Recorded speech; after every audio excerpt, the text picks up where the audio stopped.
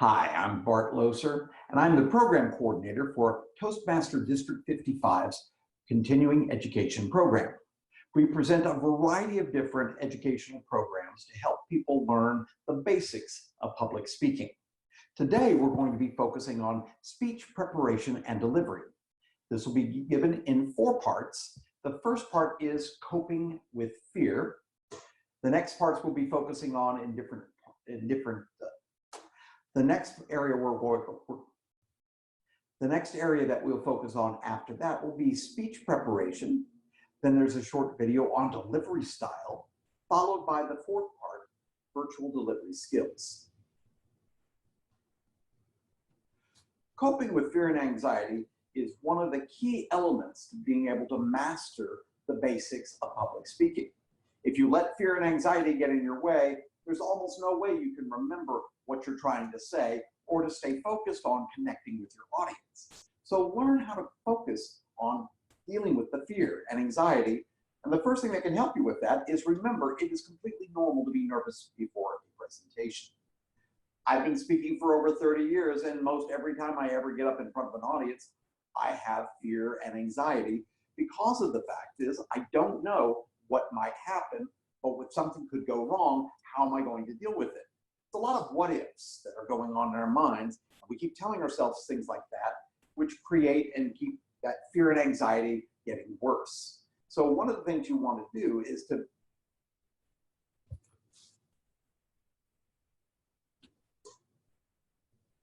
coping with fear and anxiety is one of the key aspects of improving your public speaking skills. We have to realize that fear and anxiety is absolutely normal.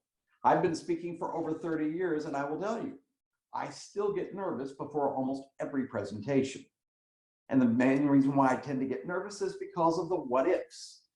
As human beings, we are actually programmed to worry about things because we're trying to survive, and we fear that certain things that could threaten that survival could happen, and they always could.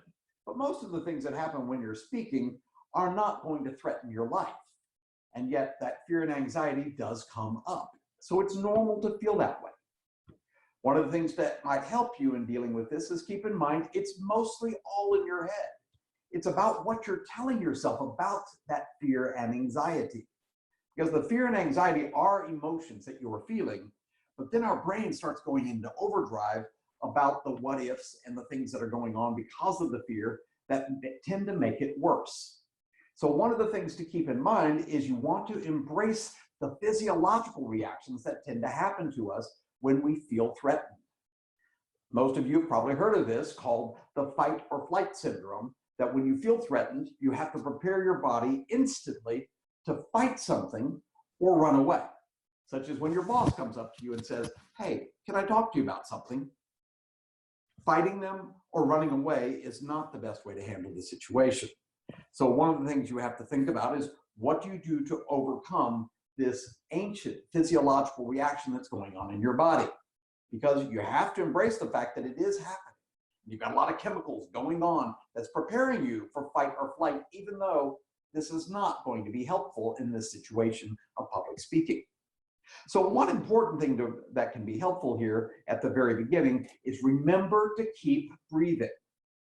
Now, you would think that you don't have to remind somebody of that, but when you have a fear coming up or feel threatened, the first thing you start to do is stop breathing deeply. So you breathe a lot more shallowly.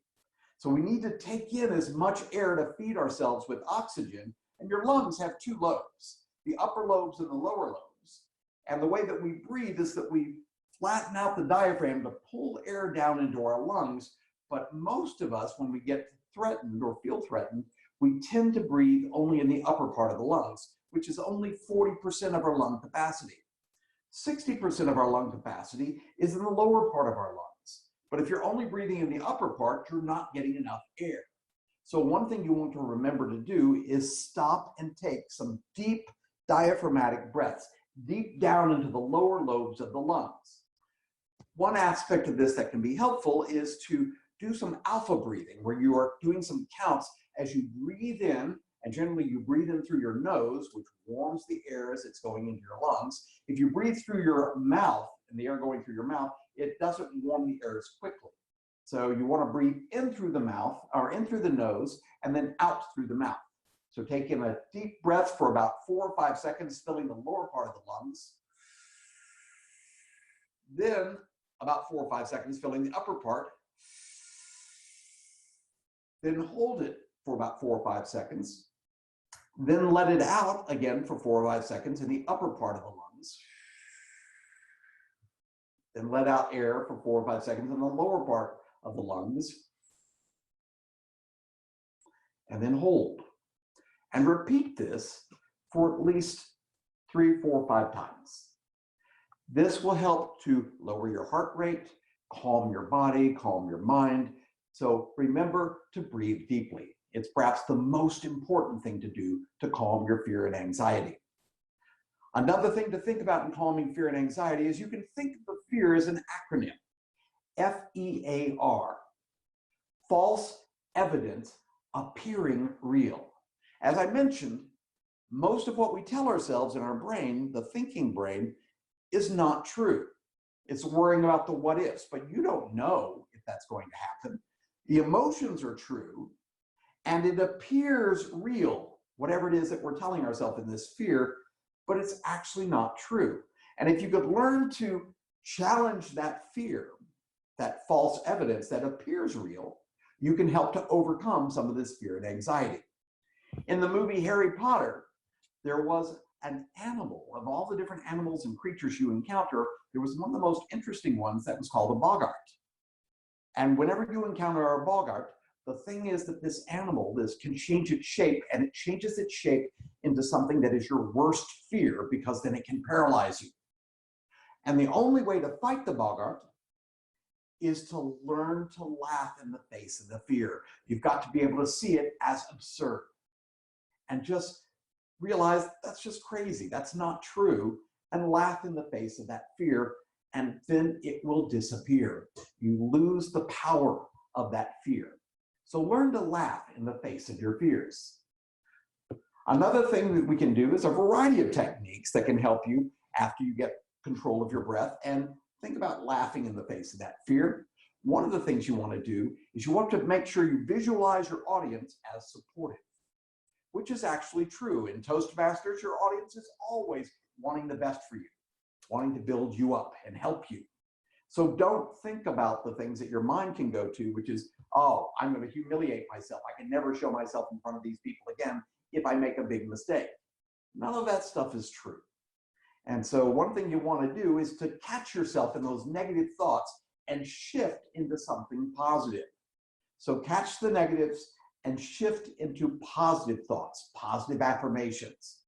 This is going to be fine. Even if I forget, I'll just pause, take a breath, and collect my thoughts and remember where I'm at. If I need to look at my notes, that's okay. So these are some things that we can realize. You can catch the negative thoughts and turn them into positive. Another thing that can help is before you get started with your speech, chat with your audience. Come early to the meetings and interact with a couple people beforehand, and that will help to relax you as you connect with people. Another great method is progressive muscle relaxation exercises. These are things where you can tighten your hands and then loosen them. Tighten your forearms and then loosen them. Tighten your shoulders and then loosen it. Tighten your neck, loosen your face, and loosen it. So to relax your body, and you can do this progressively throughout your body from the top of your head all the way down to your toes. And by the time you're done doing that after a minute or two, you will be a lot more relaxed. And another, that's one of my favorites, is keep in mind that stress gets impressed into your body, and the only way to really get it out is you've got to express it. So express your stress. Shake it out. Go into the bathroom or some private place and just shake it out. You know, just for about a minute or so. Well, actually, you really only have to do it for 5-10 seconds. If you really go all out and just jump up and down with this, you can actually get that stress out of your body, and then take a few deep breaths, and you'll be remarkably more calm and relaxed. So in those moments where you're feeling like you're going to lose it, or that you're getting so stressed it's going to show, take a few moments and step away and express your stress. This is our part on coping with fear. I'm Bart Loeser with the Continuing Education Program. Join us for our next session in just a moment on another recording, and this is about preparing your speech. Thank you.